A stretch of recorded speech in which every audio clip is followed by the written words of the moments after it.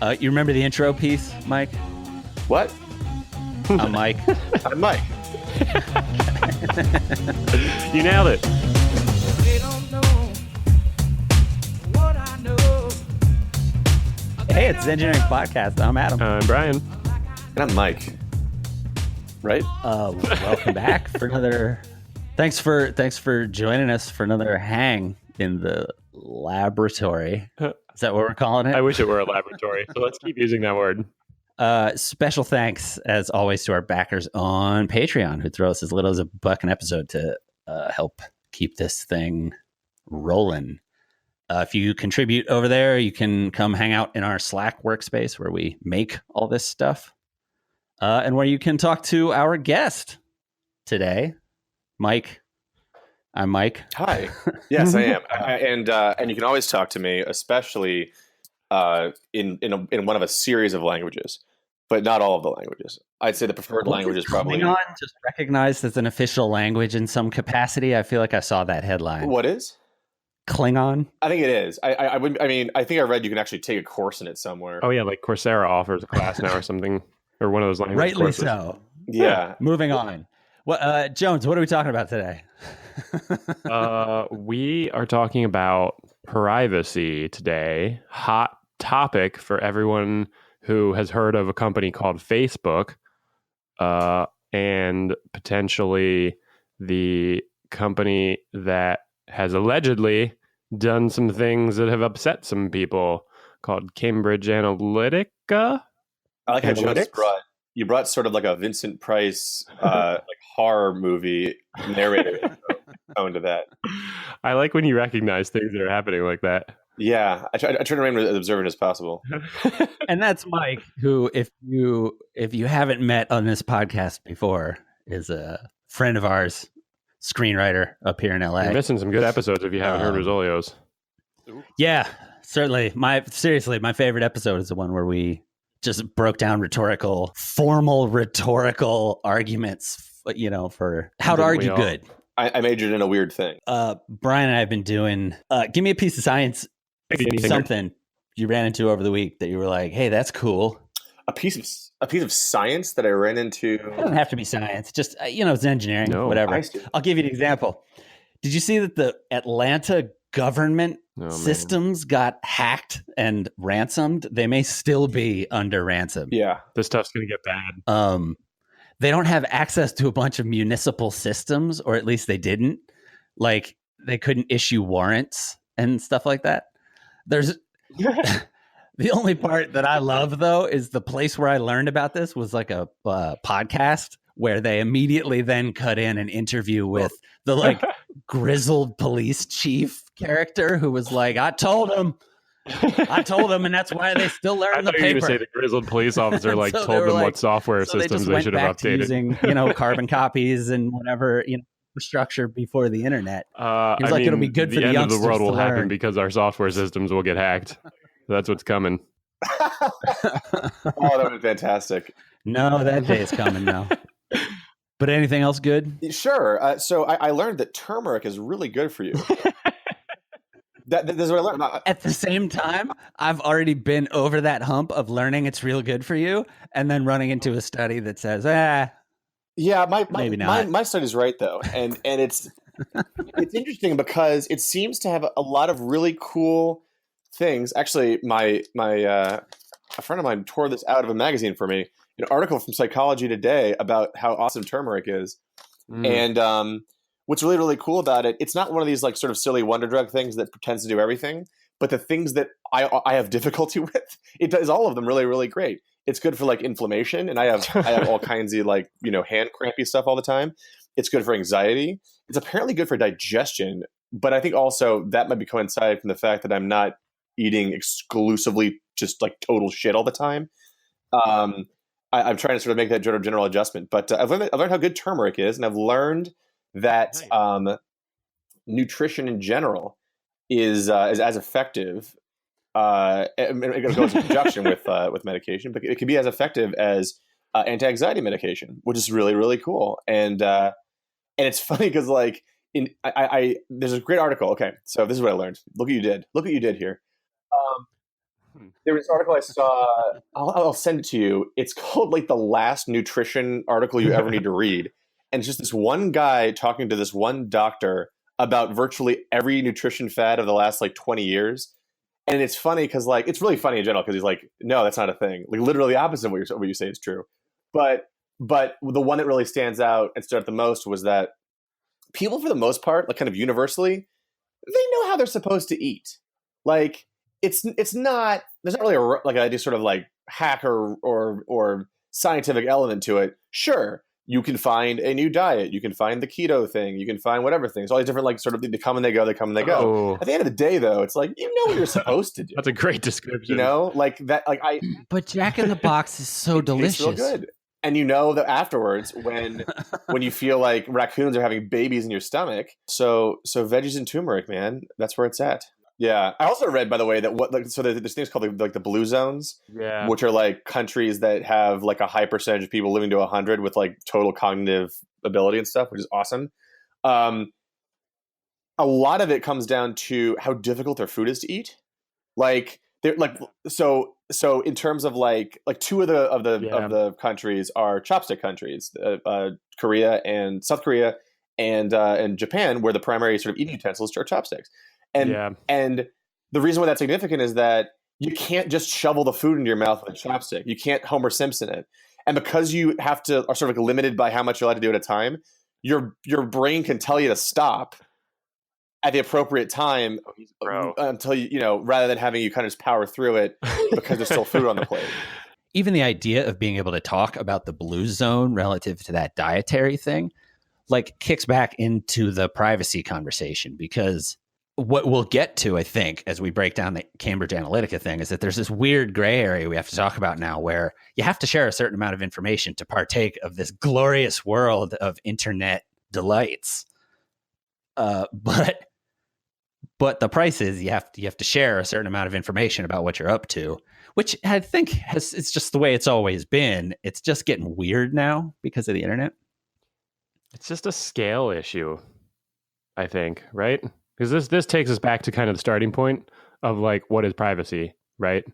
Because as soon as you go to interact with another human being, there's layers of privacy being shed, right? And so now we're just artificially choosing to introduce a thing into our private space that foregoes the need to be in the physical presence of another human to relinquish our privacy. To an extent, for sure.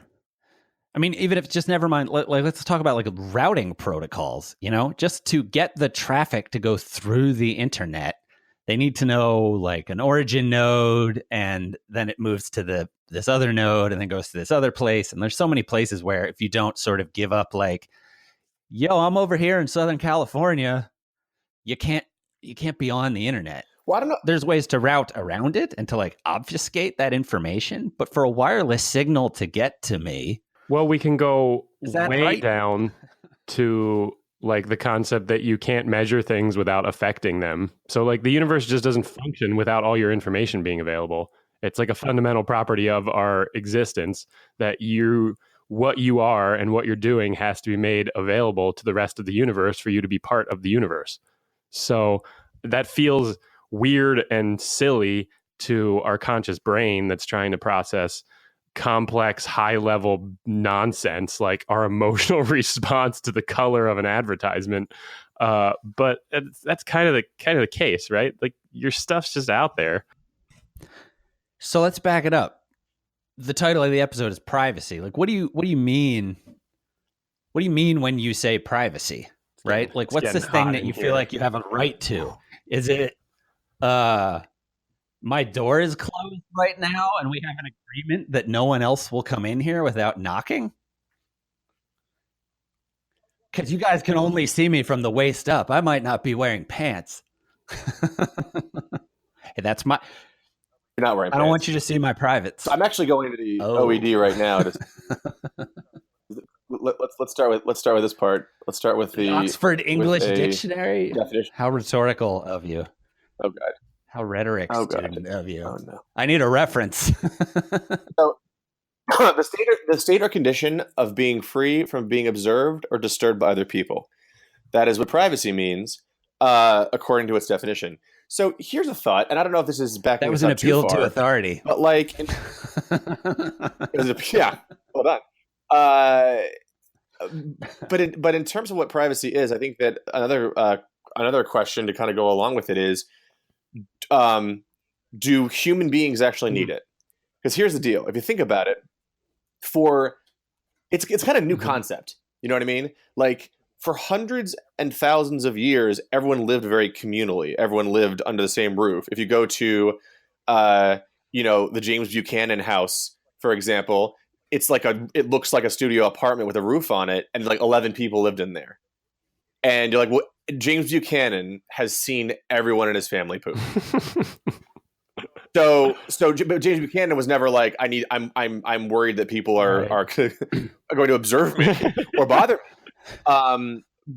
But slowly but surely, it kind of became this thing that became not only something desired, but a right. It became a thing that was kind of not only dovetailed directly with what we think a human deserves to have, but also what an American is entitled to as a citizen of the country. And for years and years and years, we basically went from going log cabin, 10 to a room, to smaller and smaller and smaller and smaller. And it's not until recently that we're kind of back in the log cabin, watching each other poop, because that's what the internet is, right? Yeah. You know, but here's the question then, like, and this is more for you guys who are more plugged into the actual science of it all. Like, does that mean that people as a species would rather have connection than privacy? Because that's what the internet is, right? I mean, like, so many of the various levels of evolution of the internet are designed to do two things. One is be in a scenario where I don't have to rely on people. Those are the people who want to be in the middle of nowhere and order a pizza like Sandra Bullock in the net. But then the other side of it is the sort of Web 2.0 thing, which is how we got in this mess in the first place, right? Like, Facebook only exists so you feel connected to people. Right. That's the only purpose of it. And they manipulate you based upon your ability to connect. So, like, I deleted my Facebook account because I'm evolved. And when you do, the first thing it does, the Are You Sure page, it shows pictures of people and says, Brian will miss you. Adam will miss you. No way. And I'm super susceptible to stuff like that. However, it worked out fine because of the 5 people they showed me. I really only knew one of them. Like, I really only talked to one of them. So, but that's the thing, is like, that's what it's pulling on. Right. Because that works. But then there's a question that gets us to eventually talking about the Cambridge Analytica stuff of, at what point does using things that you have to make public in order to take part in that ecosystem of social connection, like you said, they manipulate you to do, whatever. And that's kind of the thing that advertising has always done. We're just in this weird space now where they're able to do it with things that feel like, when Siri knows how to respond to what you say, like a problem we're chasing is let this thing understand you and then recommend stuff for you to make your life easier. They can't do that without ingesting data about what you're up to. Right. And a lot of that we offer up, and things that we want to have happen because of them. But then occasionally you get this thing that bumps us into the Cambridge Analytica piece. But there's a relevant piece to know in there from a constitutional law standpoint, which is there isn't actually an expressly recognized right to privacy. Right. It's a thing no that people amendment in the Constitution. There kind of is, though. Out of, right? Well, exactly. So we have the right against... you can't come into my house. Lawful search and seizure. I can. That's arguably right? privacy. Yeah, right. But they've never distinctly said a right to privacy. And so now you have the stuff you're sending out of your house, right, in this legal gray area where somebody like I think one of the things with this Cambridge Analytica stuff is, I don't know if anyone goes to jail. I don't know. I haven't read up on it enough, but I feel like they did a thing that feels sneaky. And maybe they screwed up by doing it on behalf of a foreign government. But my understanding of the scheme they ran is people agreed to give up this data all along the way. in ways where it was unclear that was going to happen, and so that's sort of questionable. But that's how like click-through licenses. How many of you have read your iTunes terms of service? Nobody has. Every day. I read it every day. No, but Kurt, that's a really great point. I think that's the thing that makes this all the shadier, and it's what makes it also a modern issue, because the reason why you don't have a right to privacy on Facebook is because you're willingly walking through the door. Facebook's not kicking down your door. They might now that I deleted it, but like, you're willingly saying you're doing it. So like, that's how you get around the do not call list, for example. Like if you're on the federal do not call list, you may have clicked on, you go to CVS and you've signed up for your rewards card. And by doing so, you say CVS can call me, even if it's a box check. Then all of a sudden CVS is selling your I don't know why I'm banging on CVS. I love CVS. Yeah. It's a great pharmacy. But my point is that it gets especially shady and kind of, like you said, sneaky, but not necessarily, invasive when you yourself have signed up for it. And that's what's so shady about what Cambridge Analytica did was they found a way to get people to willingly give their shit up. So, especially with everything being all frightening and seemingly like dystopian now, like that's very much plugged into all this stuff, whether it's a war-based dystopia or a police state-based dystopia. The one thing they all have in common, and this is really where your Cambridge Analytica's, your information, your privacy becomes a larger discussion, is that every dystopian fiction you've ever read involves a loss of privacy. Like whether it's Brave New World, 1984, they all, even, Hunger Games, they all have different ways into the world being kind of this screwed up, scary future. But all of them share this version of losing your privacy. I watched the new Blade Runner on a plane, by the way, as it was meant to be seen on a tiny screen on a back of a seat. The new one or the old one? Yeah. The new one, which is like, they're both kind of visually insane, and yet here I am watching on basically a deck of playing cards. Part of the horror of that world was that Ryan Gosling's character could hear his neighbors through his walls, and everyone's living on top of each other, and everyone knows who each other are, and you can scan each other to see serial numbers on the replicants, all these things. So it really does point to the fact that this is something that humans have deep inside them. It's like whether we crave privacy or don't need it, it's something that we're very aware of, like 24/7, because it scares us. It definitely scares us. Losing it scares us. Having it can scare us. Yeah, the whole time you were talking about that, I was thinking, well, is it used because it's important? Is it used in that context to be scary because it's important, or just because we know it's a trigger point for people that makes them uncomfortable? Which is irrelevant, I suppose, right? But well, here's the thing. Yeah, and here's the thing. Like I talk to my parents about this sometimes, and like my mom doesn't have passwords on anything, and her logic is, I don't have anything that anyone would want to steal from me. You know what I mean? And what I always say in my sort of more paranoid way of thinking is, do you have things that you want to keep? Because so much is based on ransomware is a thing. So like people are freaked out about loss of privacy for two reasons. Number one is they don't want people watching them. And number two is they don't want people doing sneaky stuff with their information. Right. You know what I mean? Like you can be the most open person in the world. You can take a poop in broad daylight. I don't know why I'm using poop as the analogy, but it's a private activity. It's an engineering theme. It's a theme. It hasn't been a theme in that long. We back away. But we're bringing it back. I haven't been on it a while. I'm happy. I'm fine with it. So, but even if you are the most open person in the world, you still don't want someone stealing your credit card.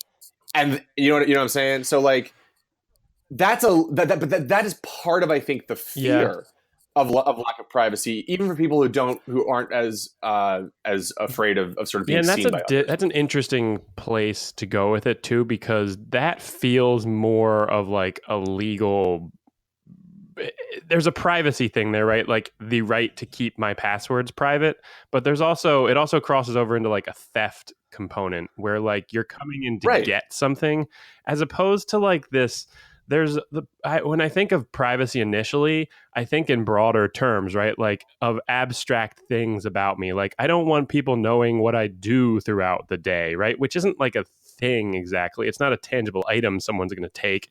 It's not something that I necessarily use to obtain other things. It's more like the weird abstractness of my being. I need it to be private sometimes. Whereas I feel like passwords or credit card numbers or the key to my house, you're totally right. There's a privacy layer to that. But I feel like the conversation needs, in context, there are a lot of layers to how like things that need to be private and what they are, right? It gets into that weird place of stealing all my abstract. It's like it's taking your being. It's like when people used to fear that a camera was going to steal their soul, right? Same So thing. here's the problem. Everything we do that is in the sort of philosophical space of overlapping with that kind of like the things that embarrass you or whatever, we're doing them online now.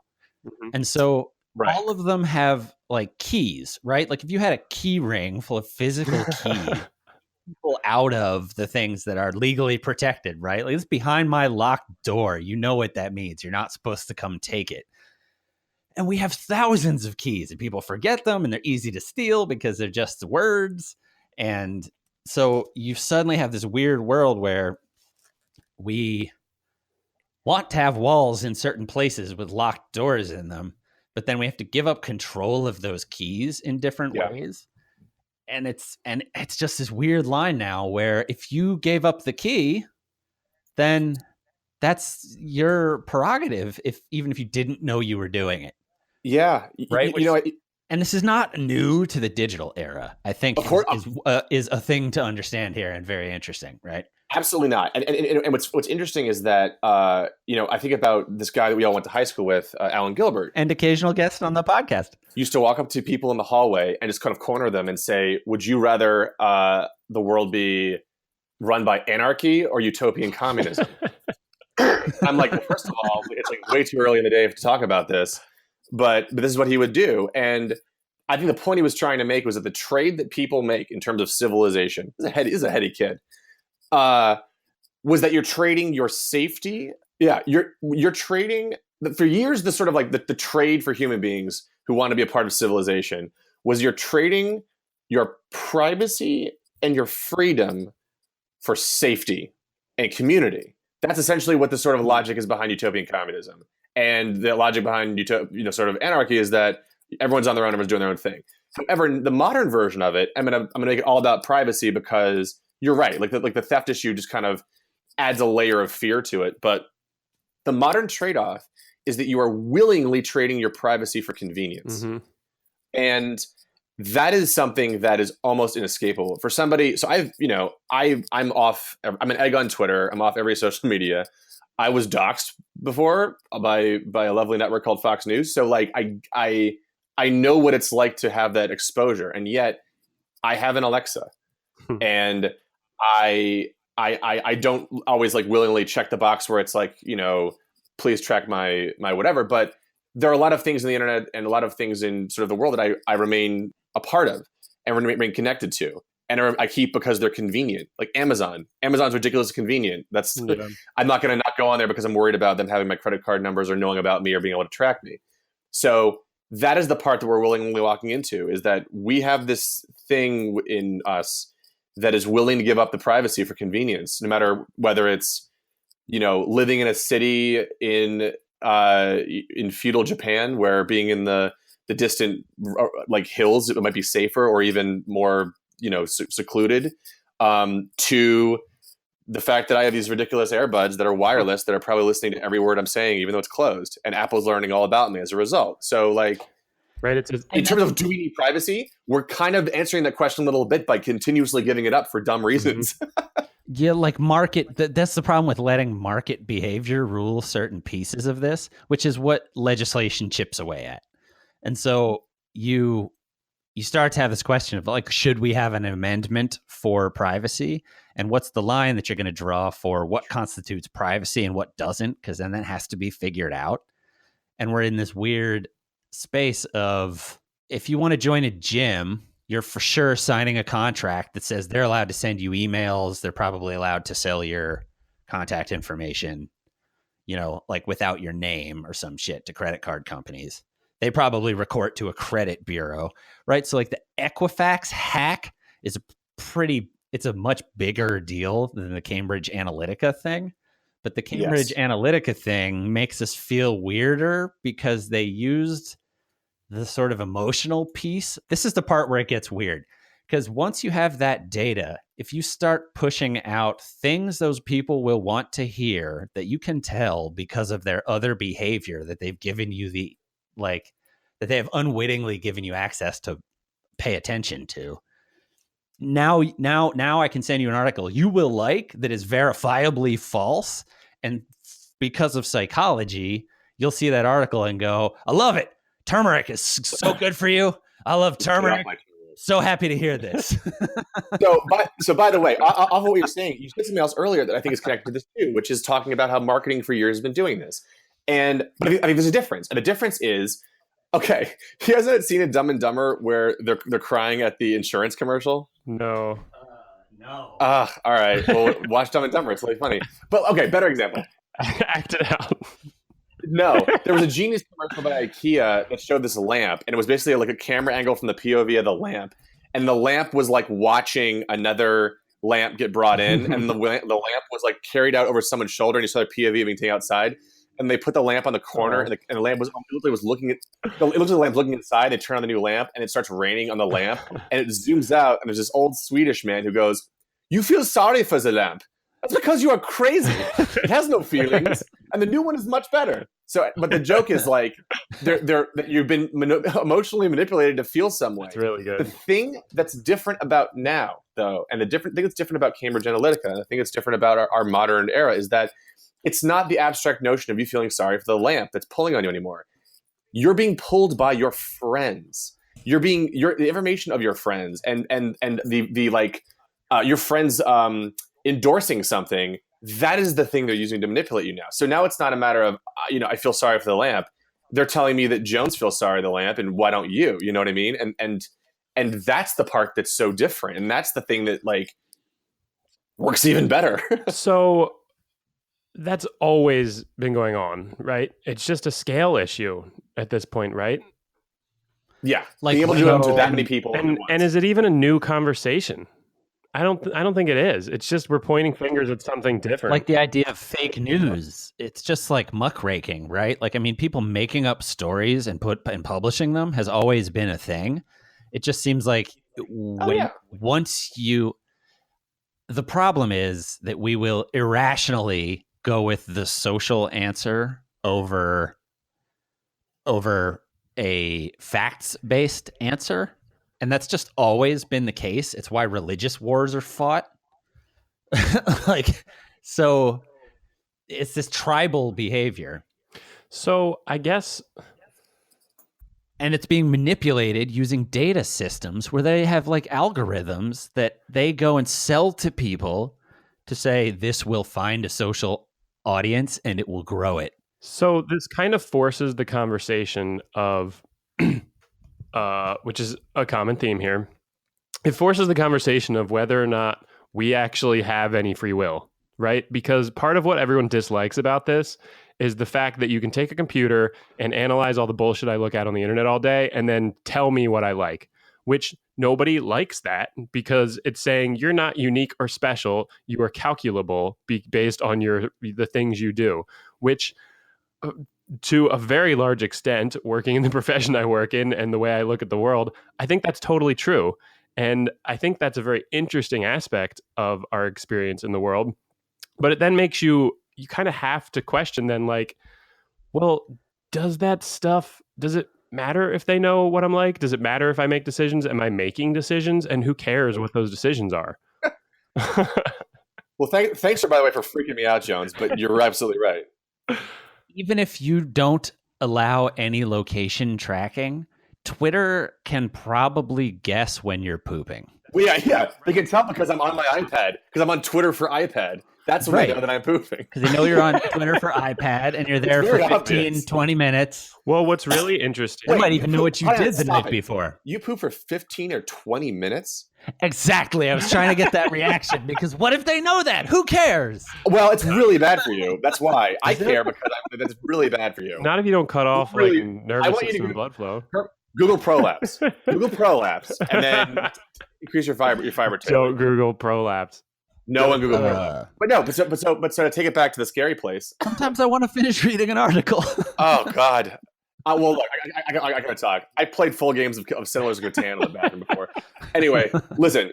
But in all truth, but back to what Jones said in terms of tracking what do we actually have free will? Are we actually making the choice we have? The thing that I do for a living is sort of connected a little bit as well. So I wrote on a television show for Netflix called American Vandal. Great show. When we came up with the idea for Vanical, thanks. We came up with the idea for American Vandal, and we came up with even working on it in the room with the other writers. I think we knew it was funny and we thought it was a cool idea. We had no idea if it was going to work or not. We had no clue. But the only people who knew were all of the executives who sort of run the distribution for it. They're like, it's obviously this is gonna work because we're gonna make this a thing. And in terms of the television shows, I'm using that as a specific example. They have behavioral data at Netflix and Amazon that we give them access to that they use to make movies they know people will watch. And I see billboards for them and I go, who the fuck is Bosch? And there are millions of people that know exactly who that is and they are excited to watch it. My parents have not mentioned episode of Bosch, but that's exactly what it is. The streaming, the genius of sort of streaming entertainment is that they don't want to have everyone's favorite show. They want to have everyone's favorite show. If you do like Bosch, for example, they don't need Bosch to get 20 million people watching it every single week, but they want people to obsessively love Bosch. And so, you know who those people are? They're parents. people who were obsessed with the books before the movie came out. And I didn't even know that the books existed. But Amazon did because they were selling the books. Yep. So did you watch that video that I sent before the... Oh, I see the connection now. I was wondering what the point of that song was. I sent you it's a song by the band Titus Andronicus, or maybe the person. I don't know how they refer to themselves. Called Above the Bodega. It's a song about how no matter your behavior, like if you live above a convenience store and you're drinking in the afternoon, the guy you bought the booze from down at the store knows what's up in your life. Right. He knows when you're pooping. He knows when you're drinking. Yeah, I can hear it. Right. Okay, so Rough day. Now I'm curious, what is we've got a great example right now. I think with the Cambridge Analytica. Yeah. I think it's Analytica. They really, it's a really pretentious sounding name. Well, it kicks off with Cambridge, so it must be. Well, it is based out of Cambridge. It's not based out of Phoenix. Phoenix Analytica. What is being that's cool too. I think that has just as strong. They do the same kind of tracking, but at a reasonable clip after work hours.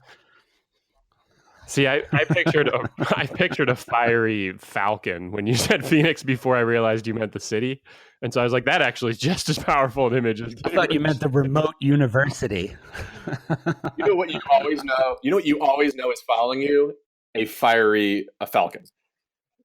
There's nothing sneaky about a fiery falcon chasing after you. It's very Norse of you. In the context of the Cambridge Analytica situation, right? There's the people are making the connection that they stole private information. Let's pretend like everything happened the way it's being kind of presented. All of it required getting a password. So, let's say getting a key, opening a box. Right. Let's say that this company stole private information about who you are and what you like and what you do. Okay. And let's say they then took it and analyzed it to create profiles of you. And then let's say they targeted you to affect the United States presidential election. Did something happen? To change the candidate, right? Okay. Let's pretend that is what happened, right? Which it seems like that was the attempt. There was stuff like that going on, right? But let's say that is what happened, right? Now, is that a problem?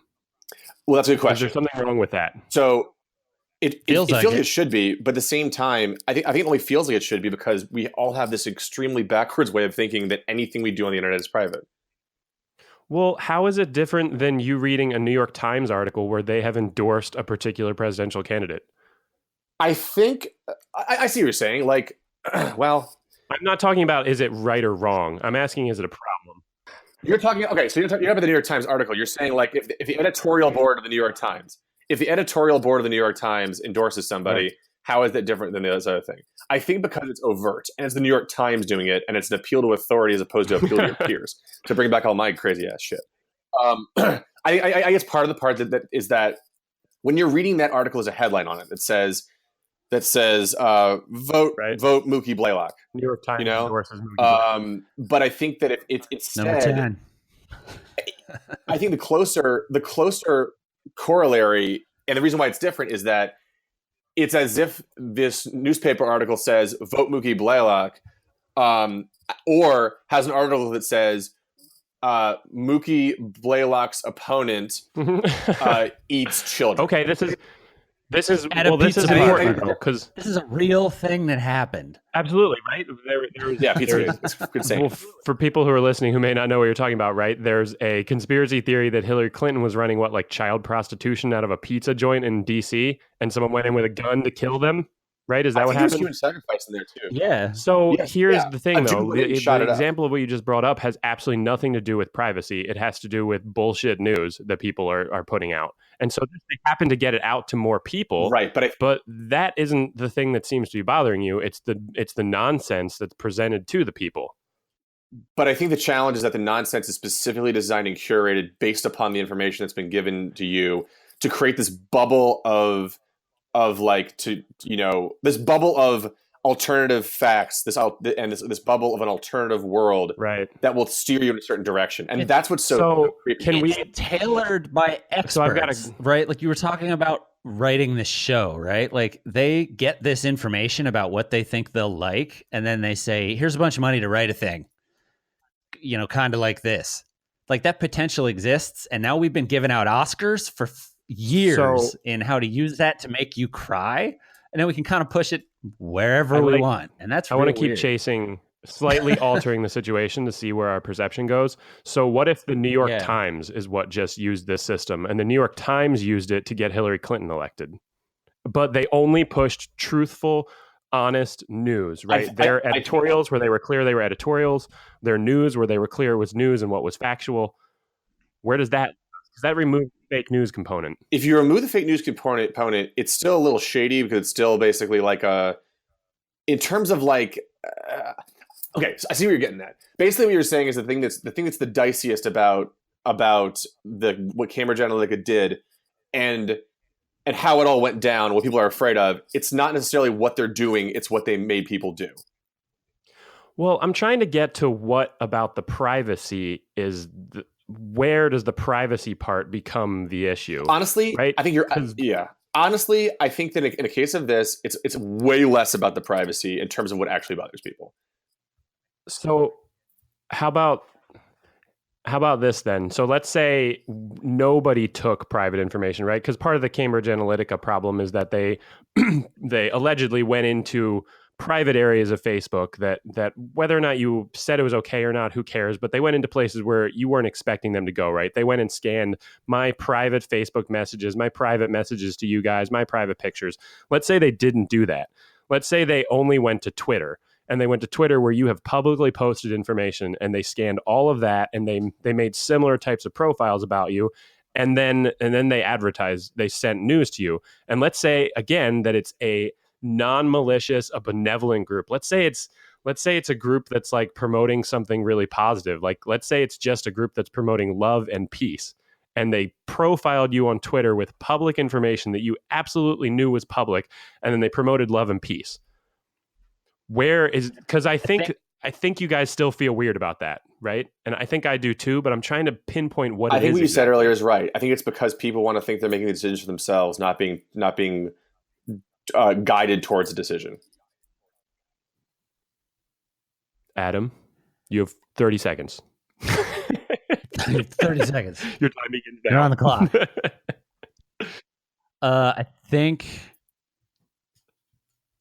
25 seconds. I would feel okay, I got it. I would largely feel weird about that because if I am already being profiled as someone who's into peace and love, probably pretty effectively because they can look at the articles that I'm reading and the things Peace that and I Love Weekly. click like on and give them a signal that I like them. Like they're not changing my mind. And the problems that are important right now are you have to expand. More people have to be invited into your group for democracy to work.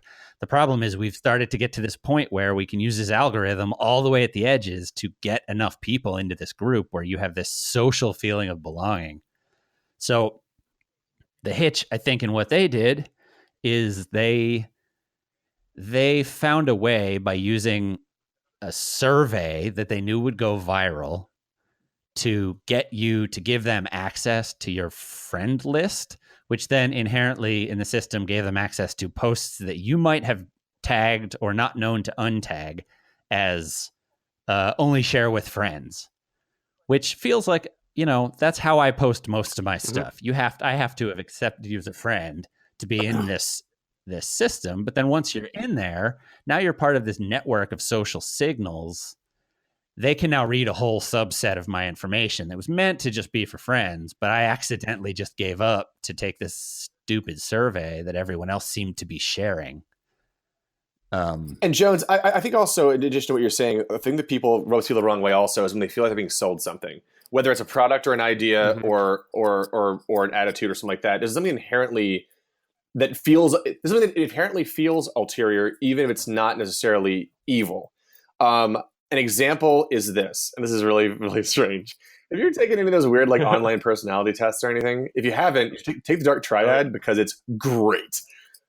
The Dark Triad. I for sure have done one of those to figure out what my Dungeons and Dragons alignment would be. The Dark Triad chaotic neutral, is I think. Well, chaotic neutral means you're actually a bad person.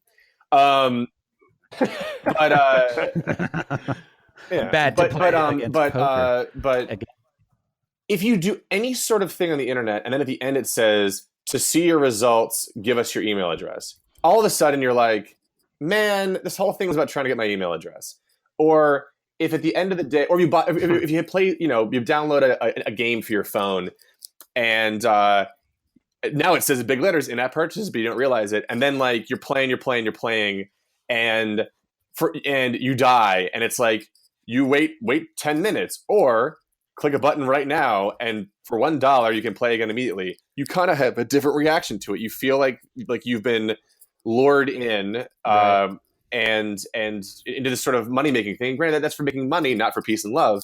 But I think that's part of the thing that people feel icky about. And I think that Jones kind of hit the nail on the head when they said that people are really wary of feeling manipulated, and if they can be manipulated, then they're not smart, they're not free thinking, and they're not the star of the movie of their own life if you can be manipulated. And there's a lack of freedom. And that's what bugs people out about it. That's why freedom and privacy get dovetailed a lot. When I brought up the analogy of sort of dystopian fiction, and don't get me wrong, I'm somebody who I don't have any skeletons in my closet, but when I'm doing work, I like to be by myself. It's better to do that. I like having those moments by myself to be able to sort of think and figure those things out.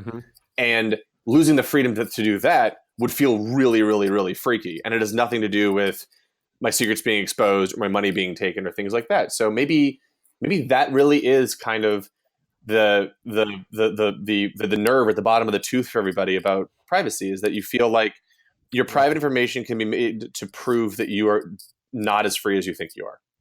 So what do we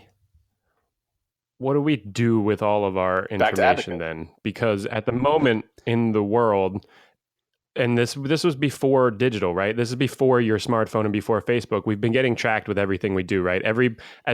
One of the major reasons industry and businesses moved towards barcode scanners and things that scan numbers and credit cards is because we realized there's an ancillary market to sell your personal information. And so the instant you digitize, we moved from cash transactions to digital transactions in like the 50s, right? Was a huge part of that business model. That pitch to raise money to start the first credit card company was because, hey, we will know what everyone's buying and we can sell them more stuff. And so this transition's been going on for 75 years, at least, probably thousands of years before that, right? I'm sure there were ads in like ancient Rome hammered to the side of the Colosseum, right? You had to sell tickets to things. Although I think the Colosseum was always free, wasn't it? I wasn't there. I don't know. But no, they had it all figured out. Like people think the big misnomer about credit cards is people think the credit card companies make money off of you defaulting on payments. They don't. They make money by tracking the fact that you've paid everything. That's why if you have a credit card with a points program, that's why they give you points. That's why they incentivize you to use it. It's why I don't do cash anymore, because I want my goddamn points. And I think you're right. It has been happening for a long time. But I think that in order to actually make any sort of change in the sort of Web 3.0, whatever people say that's going to be one day, I think it's going to be a restricting of the scope of what people are willing to do on the internet. I think that there's going to be like this blowback against Facebook, which is real, by the way. It's huge, and huge right now. You know how quickly all these platforms can come and go. I think you're going to see almost a situation where you have these spheres, and there's like this first section of people you deal with on the internet. Honestly, it's kind of like what you guys do with Slack all the time. It's like a group of people you want to talk to, that you talk to regularly, that you have things in common with, that you trust. I don't trust Adam worth a lick. And then beyond that, it's almost like this bubble has portholes in it, and you can see outside of it, and you can interact with outside of it. But you're not gonna I'm not gonna send a link to the Dumb and Dumber video that I would send to Kerp to some stranger, because we don't have that same relationship. And I think that the new version is going to be defining those relationships to further align what we're comfortable sharing. Because back in the day, share everything. You know what I mean? Because all the internet. Okay, this is another thing that I think is a contributor to this, is that Silicon Valley culture completely ignores the idea that people would use their stuff for illegal or immoral purposes. They're all like, "Oh, this would be awesome. Right. People can just use. People can world. use this for great things. Instagram Oh wait, saving the ISIS world. is using it. Hang on a second.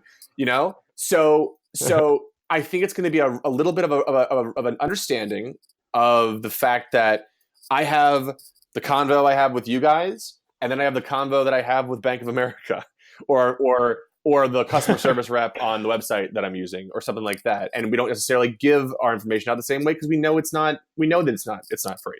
And I think that in terms of all your stuff with like encryption, I think it's much easier to encrypt something small. So we can encrypt the conversation that we all have, but we don't need to encrypt the stuff that's, we can do the end-to-end encryption in terms of payments, but like we may not have to encrypt as much information talking to, say, Amazon, or like places you buy stuff, because you're not having those open conversations with them anymore. Your people are getting smarter. The users are getting smarter, because technology sure isn't. Yeah, I mean, it strikes me that that's what etiquette is for. Oh my God, yes. Right? Like, you have to test out a new social service, and then gossip has to tell you what's right or wrong in that social space. And the problem is, right now, the place that gossip happens is Facebook. So, Kerp, you just nailed something there. And if you think about the history of civilization in general, in terms of people going from living in caves, like in small family communities, to building together and saying, hey, what if all of our families all share a cave, and we kind of work it out, and we'll fight the bastards in the other cave? All that stuff happened. Talking shit about one another served a purpose for a really long time. What is the one thing that never developed on the internet? It's etiquette.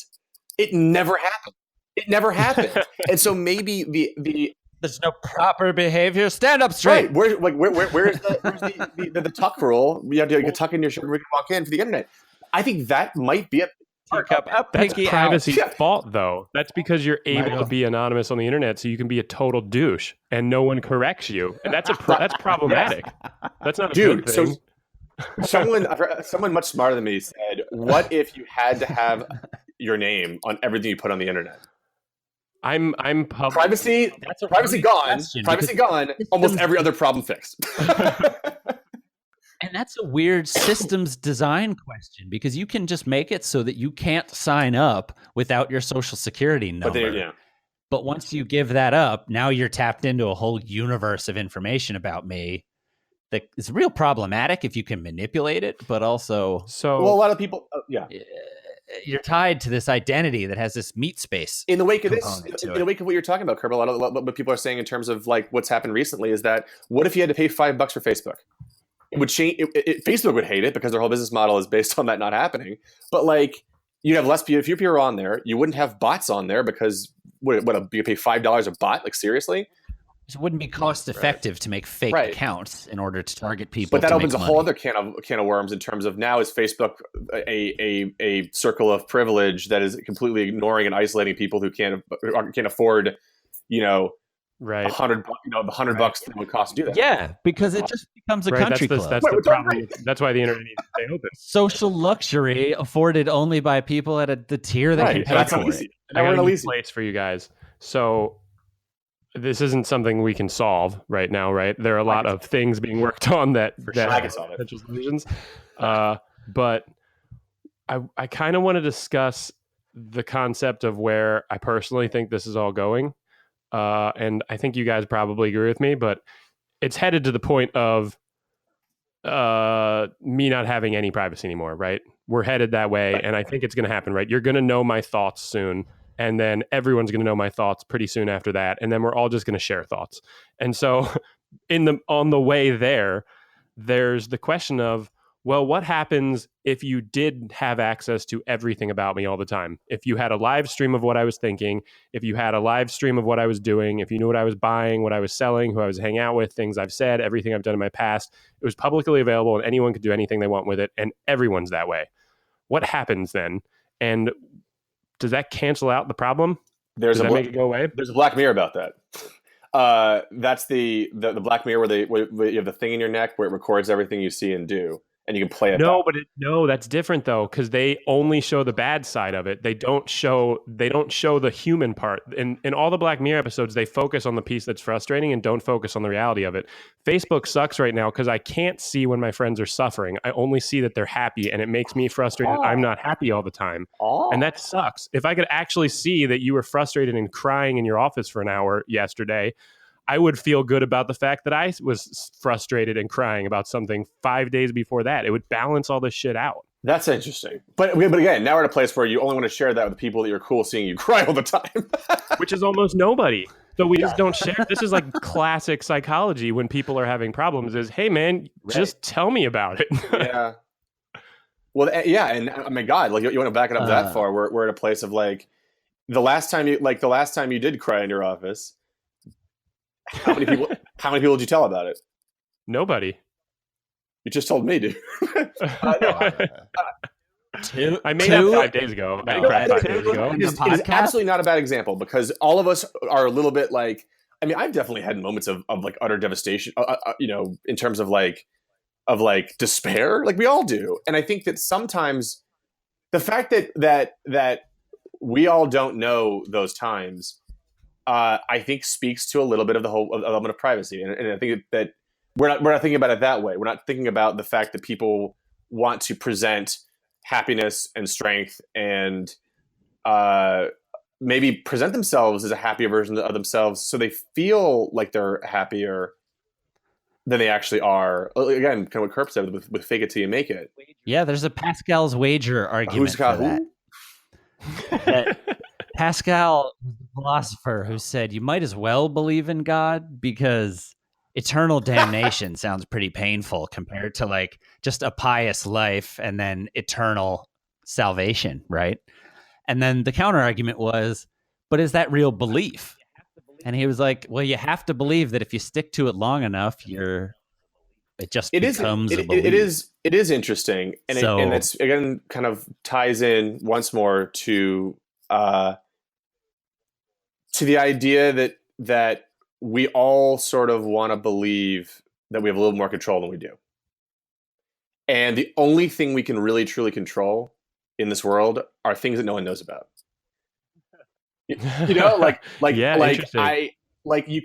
can totally control my Gmail password, because no, I haven't told anybody what it is, and that's the worst possible example. I can control the way that I'm perceived in a workplace by deciding what people see and what people don't see. I can, maybe that is, again, back to Jones's idea of privacy and freedom. It's like the things that no one knows about are only at our mercy, not the mercy of a crowd.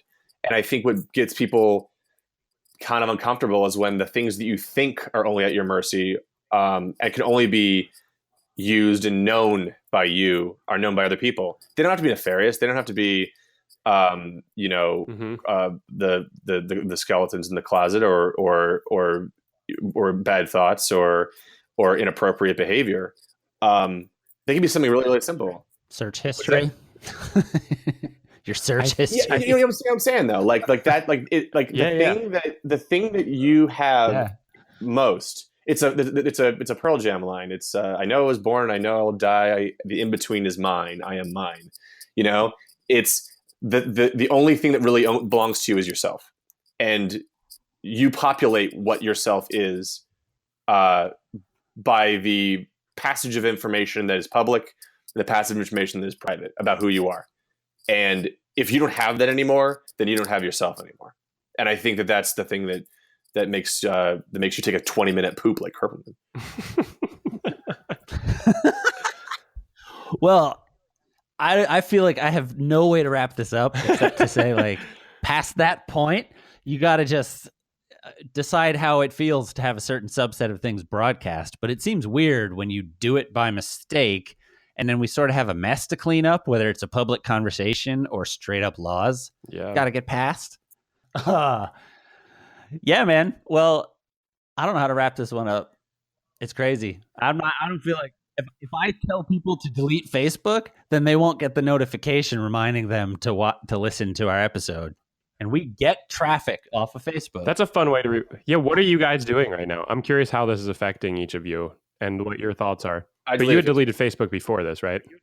A while ago. No, I just wasn't active on it. I officially deleted it recently. But you had an event. I did have an event. Proper, like, you know what? This is not a safe place for me and my life. I had people threatening to kill me via Facebook.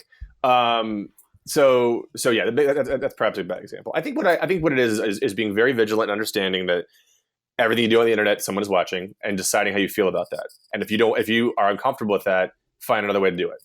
Man, there's so many places we could go this episode, because I was just this doesn't need to be part of the episode, but I was just thinking about specifically in your profession, you have to be known to be successful. And by being known, you expose yourself to those situations where you did something so profound and great that it prompted horrific response and extremes on both sides, right? It's funny. And there's no way around it, because even if you can't control it, you're still putting your name on something, and it's going to be out there, even if you're not promoting it yourself. That's why Alan Smithy exists, and Kirk knows what Alan Smithy is. Oh yeah, Alan Smithy. I don't know if you know, Jones. Alan Smithy is like the sort of universal shorthand for a director that doesn't want to put his name on a movie. Oh, interesting. So like Coppola has been Alan Smithy before, and other people have been Alan Smithy. So go to IMDb, Alan Smithy, Smithee. And a whole bunch of movies somebody was ashamed of for some reason. Right. But they're all people that are big enough to be ashamed too. So it's Hellraiser 4 is the first one on IMDb. Which gets us back to a frequent topic of conversation and maybe a way to get out of here. This is the value of the we talk about the podcast dynamic all the time. The idea of like having this conversation and then just going, okay, I'm going to broadcast it. Just changes the dynamic in the conversation. I mean, I forgot we were doing that, but okay. It turns into a medium that seems to be gaining steam in terms of people paying attention. But then they're picking the things they pay attention to, and now you're in this thing where, did you always have a choice of morning newspaper? I mean, I guess. No. So not everywhere you didn't. Like Chicago, yes. New York, yes. Or Baltimore, like whole swaths of the planet. You don't have a choice, right? Yeah, absolutely. Like the U.S. Apparently no. Well, follow us on Twitter. We're pretty active there. Everywhere else, you'll just kind of get notifications that Zengineering exists. Yeah, and I'd like to say to you guys, it's always fun talking to you, and to everybody listening, it's been fun watching you.